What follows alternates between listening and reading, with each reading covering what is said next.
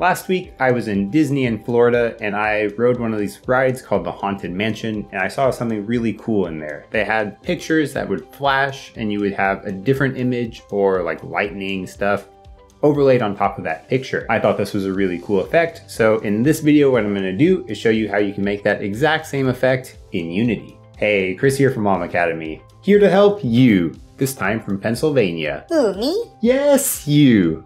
Make your game dev dreams become a reality by making cool effects on pictures. So this is a really cool effect because what you can do is use either the same image that you already have and just make it brighten itself up and kind of flicker up and down, or you can add in a different image overlaid as the emissive material and get like a spooky Halloween type effect. And since we're coming up in September now, it's a good time to start working on a Halloween update for your game. The concept of what we're going to talk about today is really simple.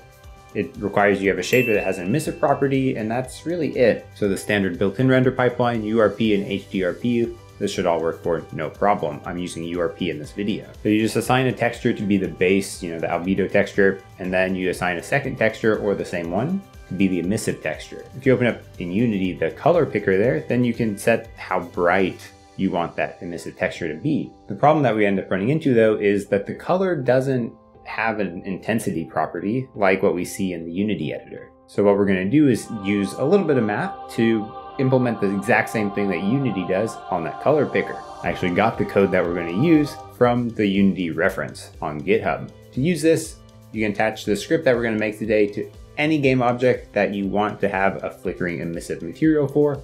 You can make it do spooky flickering like we're going to do, or you could have it just pulse brighter, lower.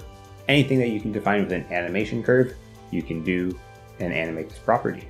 We're going to do something a little abnormal today. We're going to start jumping straight into the code section. We'll start with this flickering emissive script, and we'll attach the required component type of renderer because we need a material to animate here, and also disallow multiple components so that way we don't accidentally try to have two different components animating the same material. We'll add a private bool that is serialized called flicker. If this is true, then we'll do something. If it's not, then we won't. We'll add a private float flicker speed that will set to 1f by default. We'll have that serialized and tell us that the minimum value of this should be 0. Really, it should be slightly above 0. And finally, a private animation curve brightness curve that's also serialized. This is going to be the curve that we're going to animate the brightness, the intensity portion of that color with. We'll create some private variables that are not serialized, a renderer, a list of materials called materials, and a list of colors called initial colors. Once we get to awake, I'm going to explain what those two lists are for. I'll also define some private const strings, one called emissive color name and one called emissive keyword set to underscore emission color and underscore emission respectively. These are some values that you might need to change depending on which shader you're working on. I'm pretty sure these are both valid for built-in render pipeline and URP. I've only actually tested this on URP as of today, but you can inspect the debug inspector to see what are these colors called and how should you modify them. On awake, the first thing we'll do is get the renderer component. Then we're going to set the brightness curve post wrap mode to wrap mode.loop. What this does is allows us to not have to manipulate the time parameter, just always passing in the current time, and it's going to always loop the animation curve. So that's pretty cool. Then we're going to iterate over all the materials on the renderer. We'll check if the render material enabled keywords contains the emissive keyword with render.material.enabled keywords.any, and to use any we have to be using the system.link namespace. This will return true if any of the keywords on this material that are enabled are emissive, which is exactly what we want. If they don't have this, it probably doesn't work correctly. We'll also check if the material has the color emissive color, because again, if they don't have the emissive color, we can't animate it. If both of those are true, then we're pretty confident we can animate this. So we're going to add this material to our list of materials and add this current color to the initial colors. In the else case here, meaning they don't have the keyword or they don't have the color, we're just going to log ourselves a warning telling us that we can't animate this emissive property because the shader's not set up for that.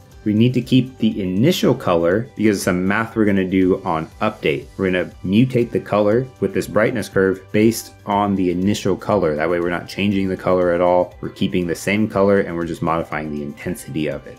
The last thing we'll do in awake is if the material count is 0, meaning we have not added any materials, we're just going to go ahead and disable this script because it's not going to do anything ever. In update, we'll check if flicker is true and the renderer is visible, then we're going to do something. If the renderer is not visible, it's not worth computing anything. And if it's not flickering, then we shouldn't flicker. I'll define a float scaled time to be time.time times the flicker speed. And then we're going to loop over all the materials with for int I equals 0, I less than materials count, I++. We're going to get the initial color that corresponds to this material with color equals initial colors indexed by I. Then we're going to reassign this color to be color equals new color, where we're going to base it off the RGBA of this current color, but we're going to multiply the RGB values by this brightness curve. So we'll define a float brightness equals brightness curve.evaluate scaled time. That gives us where on this curve we are currently at. So it'll give us a value of whatever we defined on the curve. And we're going to use that to be the exponent of the power of 2 that we're going to multiply the RGB values of the color by. So we're going to have color equals new color, color.r times mathf.pow 2 comma brightness, or it's going to be 2 to the power of 4 or something like that. That's going to be the new R value. The G will be again the color.g times mathf.pow 2 to the brightness, etc. for G and B. So this works the exact same way as it does in the color picker. After we get this color, we're going to do materials indexed by I.setColor, passing in the emissive color name and the color. So that's why we need the two lists. We needed to have the initial color and the material. That way we could adjust the initial color based on the brightness curve, then set the current emissive color to be this animated property, basically. And that's it. It's a pretty simple, straightforward script. There's just a little bit of magic to understand how that intensity slider in the color picker actually works. I want to give a huge shout out to all of my Patreon supporters. Every one of you is helping this channel grow, reach more people, and add value to more people. And that means more people are making their game development dreams become a reality. If you want to show your support, you can go to patreon.com/LlamAcademy, get your name up here on the screen, and get a voice shout out starting at the awesome tier. At the phenomenal tier level, there's Andrew Bowen, and at the awesome tier, there's Gerald Anderson, Autumn K, Matt Parkin, Ivan, Paul Berry, and Rulin. Thank you all for your support. I am so grateful.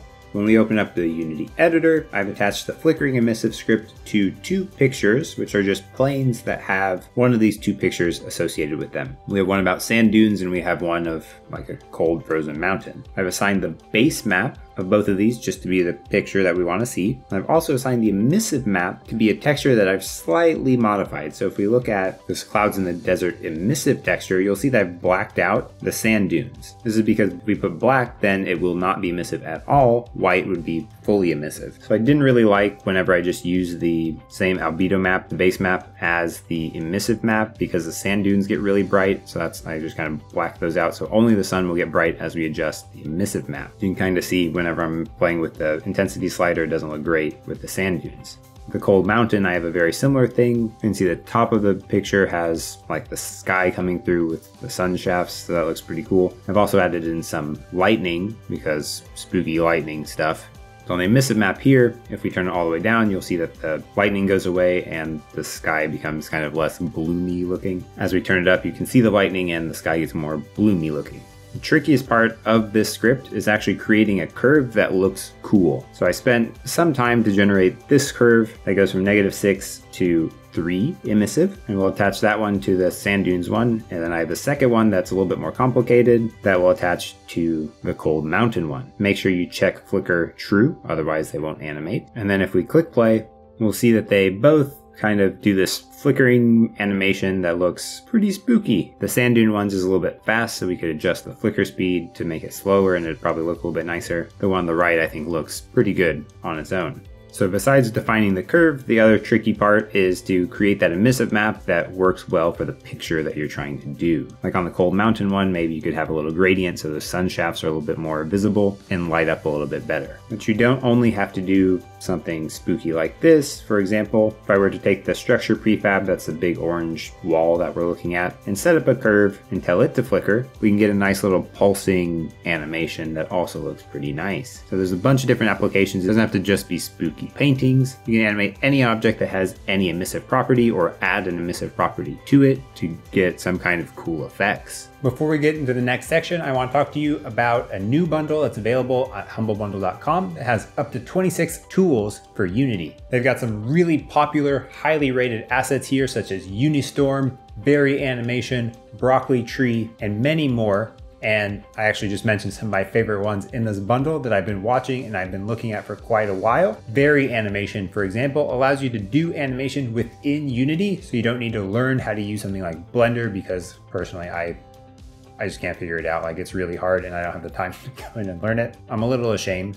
But what Berry Animation does is allows you to do that animation within Unity, which is super cool. Another pain point that I have is trees specifically. So Broccoli Tree allows you to build trees in the Unity editor, and you can also build them at runtime if you want to have super dynamic trees. It looks like a really awesome asset with a lot of really great features. I will say I have not personally used any of these. I'm recording this the first day that the bundle has come out, so I haven't had a chance to get my hands on any of them yet. I've been watching some of these on forums, Reddit, just seeing them on YouTube, and a lot of these are really awesome looking assets. First link in the description's got an affiliate link to this bundle. If you head over there, check out all the items, see if that's worth $30 to you, or you can check out one of the smaller bundles as well and see if this is the right bundle for you to help out your game. So like I said, it's really simple, really straightforward to do this, and now you know how you can animate this emissive color intensity on any game object. With relatively low effort, you can add in some nice Halloween touches into your game for a little update around the holiday season. If you got value out of this video, go ahead and like and subscribe to help the channel grow, reach more people, and add value to more people. There's new videos posted every Tutorial Tuesday, and I'll see you next week.